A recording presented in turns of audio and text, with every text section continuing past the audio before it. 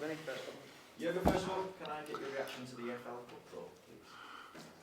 Yes, we can. Exciting, huh?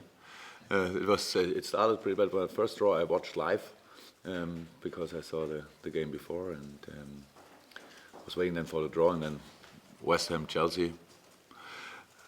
Little smile, to be honest. Then Man United, City. Oh, nice.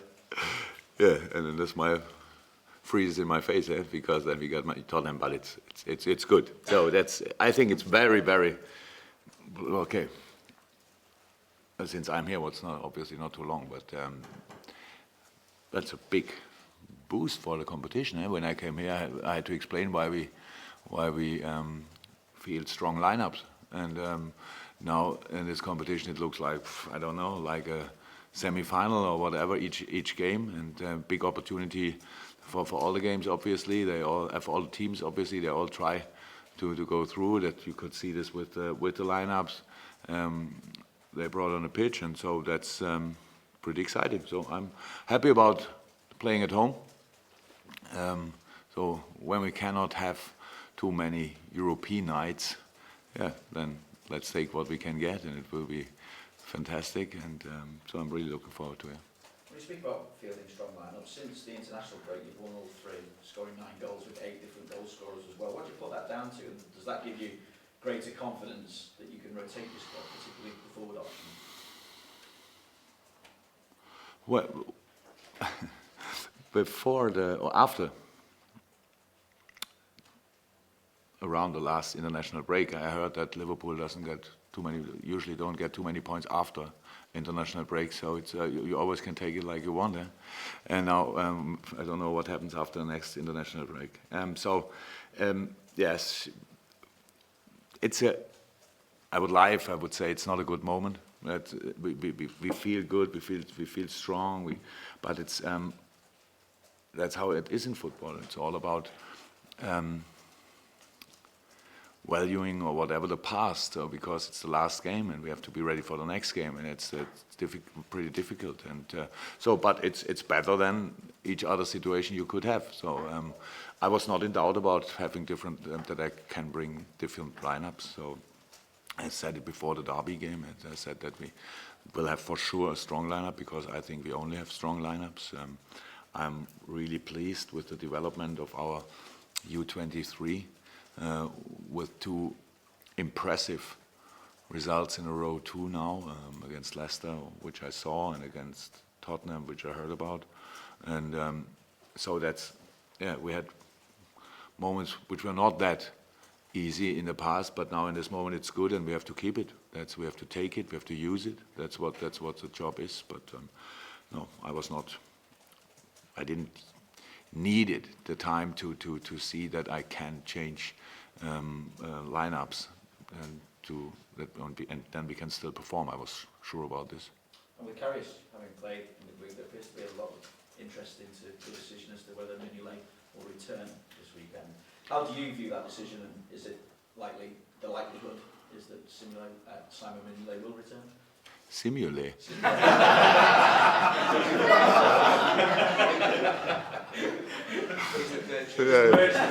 That's good. I did something similar when I was young, when we had a friendly against Bayern. I said, and please be aware of the quality of Pizza Razou. Lisa Razou and Pizarro. 2 different players in one. Would be a fantastic player too, by the way. So, what was the question, by the way? How do you view that decision between the 2 goals? That Simon will return. Yeah, so that's not a place to announce lineups, but because I never did it. But of course, we have to think about it, but in a very positive way. I accept. I was never a goalkeeper. My father was a goalkeeper. A little bit experienced with goalkeepers, but it's obviously a little bit different to if you change a midfield player or something like this, or if you keep it. Nobody asks really where you can start today, and then next day then the other player starts and like this. So I know about this, but it's not. It's A decision when I will do it, and I'm not sure that I will do a final decision or whatever for the next game. It doesn't mean that we go like this then through the next 5 years or something. But yeah, I can imagine that the view on it's a little bit different. But that's all. It's a decision at very high level because I'm really happy with both of them, and so yeah, nothing to say about this here. But for sure, it's like always. When I decide for the next game, then it's the decision for a player and not against another player. So, but that's always the same, and so yeah, you have to wait and see. Tim? Jürgen, does it feel like something special could happen at Liverpool this season? I felt this when actually when we started with the preseason. But what is special? That's the question. Eh? So yeah, how I said, we feel good. We feel strong. We have we'll love to work together. All that's right. But the problem is that there are a lot of very, very good sides outside there, and unfortunately they all play in the Premier League.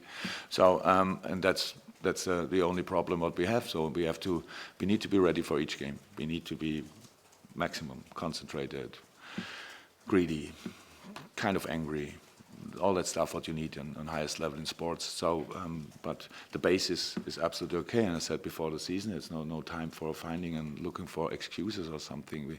We want to perform. That's what we want. We have biggest expectations on ourselves, and that's what we have to show. And now nothing happened until now. Really nothing. It's all about talking about a few games, 5 plus, okay, 2 cup games, and more or less better or a little bit worse, whatever, but everything happened in the games. And we need to find stability. We need to create solutions for each situations in the game. And that's what we are still working on. It's not that we think, now we got it. Now we got the clue, and now let's use it in each game.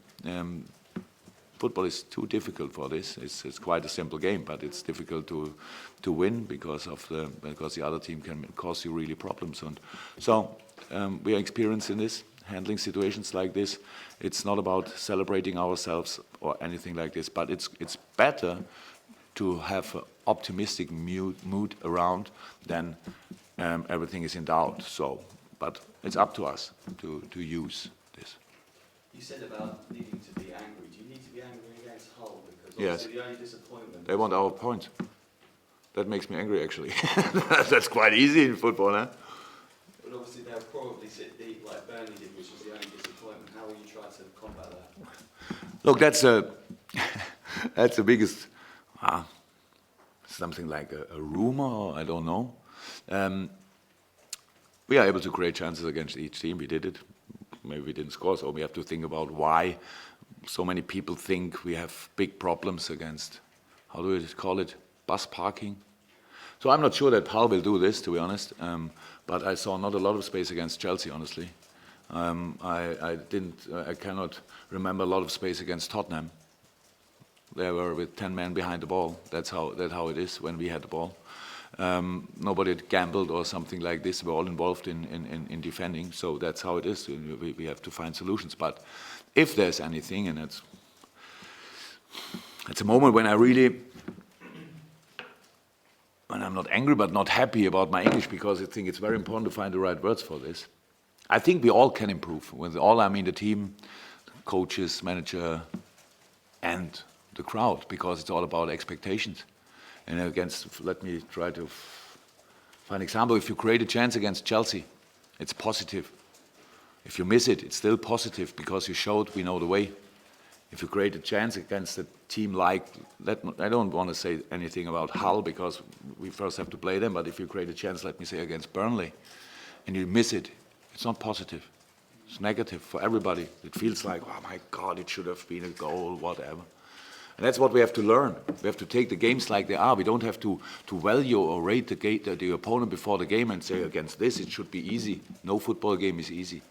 So then the question, is it possible to create a most special atmosphere at 3 o'clock Saturday afternoon at Anfield? More special than in each other game. Is it possible? I would say yes. So let's try it. And the atmosphere is 2 two things. What's very important is the crowd and it's the team. So I can do a lot to bring us in the right mood, but I really would love to see that everybody goes with the right expectation in a game like this and is not disappointed when we miss a chance after 10 minutes and think, oh God, difficult again. It should be easier. Why should it be easier? When we can win against teams which the people think they are stronger than we are, why another team which the people think is weaker than we are shouldn't have the opportunity to win? So it's a process. That's something we have really to learn. We can always talk about the same things. We can always say, but against this team something was wrong. And I can 100% guarantee it's not about the attitude of the players. 100%. It's not that they think, why should we put everything in this game? Why? It's not about this. So let's try to create really an atmosphere which everybody is completely in the performance, in the game, concentrated, is happy about creating moments, happy about creating chances, missing chances and information, not more. It's always only that we can show, yes, we know how we can cause them problems. And if we stay then concentrated, patient, but greedy and direct, then we will have the next one. And the more you have, the more likely is it that you use one. That's it. So it's an exciting thing. It's absolutely exciting thing, and Hull is such a wonderful story until now. And with I don't know, I didn't read a lot before the season, but all what I could read about Hull sounds like, oh my God, they are not ready for Premier League, and they are, and they were, because of a very, very experienced coach and a great attitude in the team. So that will be difficult. But if we accept before the game that it's difficult, then we cannot be surprised in the game that it's difficult, and then we can perform, and that's what we should do. Michael? Jürgen, how much of a problem is it for you to solve when the team's playing well as they are now, when you're winning matches as you are now, to keep everybody, all your front players happy when you look at, if you look at Saturday and you've got the options of Lallana, Coutinho, Firmino, Mane, Sturridge, and that's without Ings and without Origi. Trying to, you can't fit them all in clearly, but how much of a problem is it for you to solve and for them to understand that some weeks they're in, some weeks they're not? Well, that's not a problem, because if the expectation is that every player has to be maximum happy every day, then I know before the season that I can't do it. That's not possible. But if the player only can be happy if he starts in a game, then it's a player's problem, not mine, because actually we should have accepted much more in the past that it's possible. And you have different jobs to do. You have to perform in a moment when you're on the pitch. You have to perform even on the bench. You have to perform in each training. That's how football is. That's not about one player. That's how football is. And having by the way, I've absolutely not the feeling in this moment that it could be a problem for us. Why shouldn't it? If you have one day in the whole season a problem that a few more players are fit than you need, that's not a problem. That's luxury. That's a good thing. That's perfect. It means you have perfect options to change. So there's nothing negative in the situation with having more best shape players, if you want, then you actually can bring in the lineup. Oh, all good with this. And Hull City, we know you've just spoken about the fact that they made a really good start and they looked as though they weren't ready for the Premier League, but with the best will in the world, they're not sort of deemed to be a big team. You've played so many of the big teams this season and away from home as well, and even though you've hinted at it that the players' attitude is always right, but these are sort of the games that you slipped up on occasionally last season against the so-called lesser sides, and Burnley this season, though you should have won, you lost the game. So how do you manage to make sure that everybody is sort of totally focused on the job in hand? Obviously, I have bigger language issues than I thought, because I thought I gave the answer to questions before. You are not happy with my answer? No, but it's. I mean, the fact that you've played so many of the top sides and you slipped up against Burnley, even though it was a game you should have won. And last season. I cannot give another answer. I sorry. That's what I tried to say. If it was not clear, then I don't understand my English. That would be a real issue. So again, that you ask twice or three times actually about the same thing shows that something is wrong with the expectations game like this. So we are in a good moment, and we make it a little bit more not that good. That we think, yeah, but now Hull is coming. We should not. We didn't care about the opponent before we played Chelsea, before we played Tottenham, before we played Arsenal. Not the name, not the players, not only the style of play. What do we have to do? Where are opportunities? Where's the space we can create? That's all what we do. It's not about the name and anything. Okay, for them only 50% of time preparation or something like this. We are 100% aware of the difficulties what we can have in this game, and for the players and us, it's very important that we learn to keep it and to take it as it is. It's missing a chance is positive, because it means you have a chance. That's the most difficult things, opportunity. You create a moment where you could score. That's the most difficult thing in football. So if we have it, it's in a big game. You can hear it actually in the stadium. You miss a chance, it's like exciting. Whoa. You miss a chance in another game, it's like, oh my God. So you miss a chance in a big game, and it's like, whoa, and then clapping, go again. You miss a chance in another game, it's like, come on. Not the same shit, rubbish again. So that's why I said we all have to learn. We have to go there to Anfield on Saturday afternoon and be in the most positive mood we've ever been. Not with the biggest expectations, only in a positive mood. Everybody has its role in this game. Everybody, and it's not only the team. I know we will be ready, but we have to learn. That's why Derby and if you want Bert.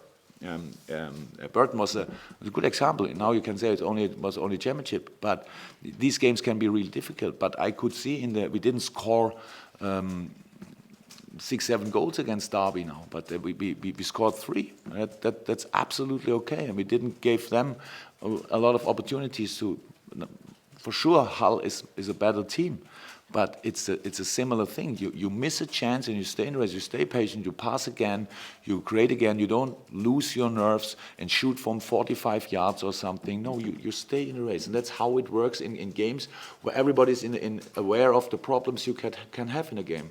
In games like this, maybe too many people think it's not allowed to have problems. It should be easy. But all the big teams in the world, wherever they are, they don't win all these games. And again, it's not about Hull. It's about games like bus parking, whatever, teams. And it's not that I say Hull will play like this. But it's all, then you don't win it all the time 5-6-0. Then Barcelona should win all games 7-8, apart from Atletico and Real maybe.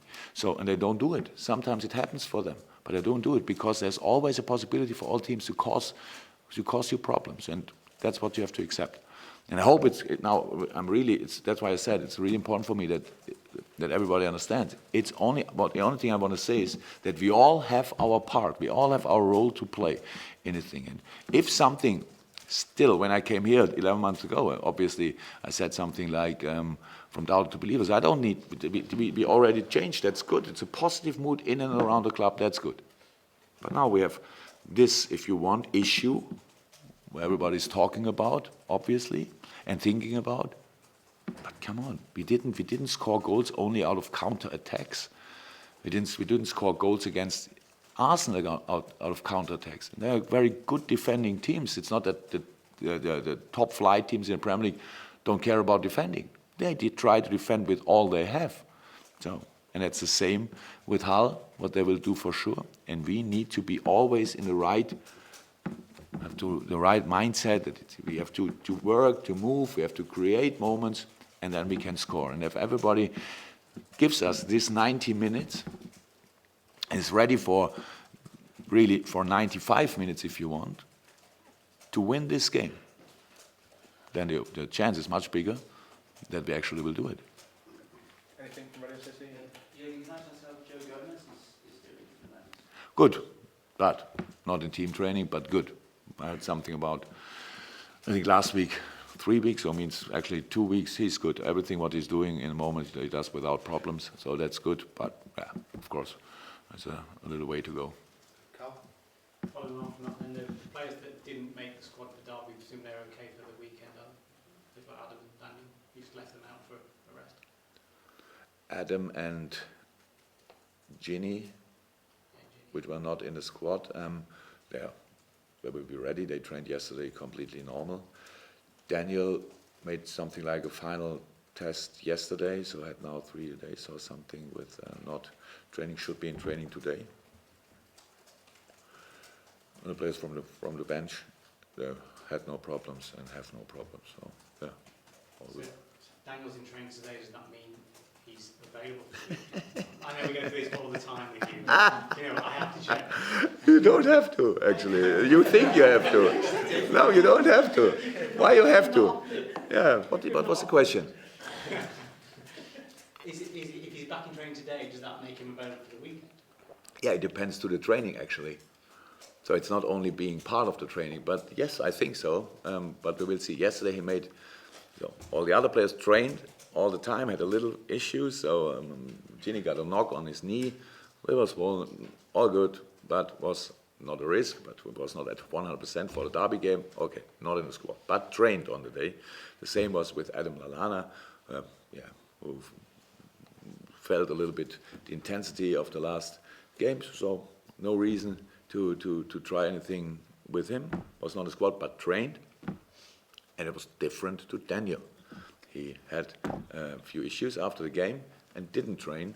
He trained yesterday. So what can I say more? And now we have another 2 days until Saturday, and we'll see who will train all the time and is ready for the game. Sorry. Yeah, there's a report this week that over the last 6 years Liverpool have made more money from player sales than any other club in Europe. And you can look at that lots of different ways, but when you look at how many players have been signed every summer, they leave every summer, it's always 7, 8, 9 come in, and maybe more go out. Ideally, would you like to see that number come down? Yeah. But is it negative or positive, having earning a lot of money in the last few years? No, but how do you see it? Depending on the players who sold. Oh, but you don't have the names. It was Suarez was involved, yeah? And Sterling. That's what was the number for Suarez? 75. And Sterling 80, yeah? Sterling 50, about 49. Only? Yeah. Okay, then. So it shows, if you want, it shows a lot. So club in a change, whatever, and not as successful as everybody wants. So you need to make changes or not, or yes, everybody feels under pressure, and you do things like this, and you have players. But it's absolutely, it's the most important thing. It's a past, and we spoke about our transfer window last summer, so it was quite busy, and I don't want to have this busy transfer windows. It's not that important because development usually, if you are really convinced, doesn't stop after a year. So it should have more time, and I think success all around is about having consistency. The big teams don't change a lot. Successful teams, always the last year or 2 years ago, they don't have to change a lot.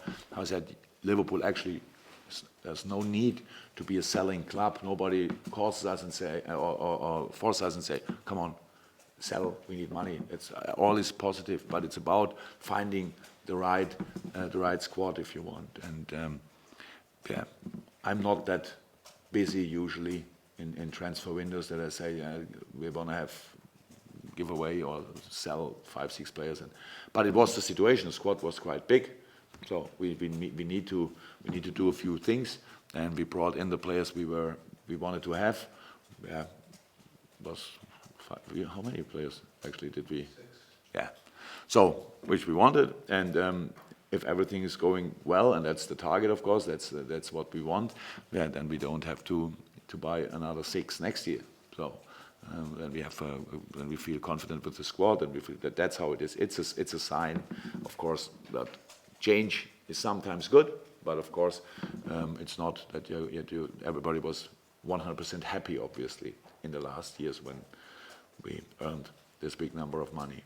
But it's positive and not important anymore, because now we are here, and yes, try to bring even in this thing a little bit more consistency in. Final questions in the open is Christian, our friend from Estonia. Yeah, Christian from Estonia Broadcasting. We're making a cover story about Ragnar Klavan. So my question is specifically about Estonian hero. Jürgen, how did you convince yourself that Ragnar Klavan is the best choice for Liverpool? I had not to be convinced, but it's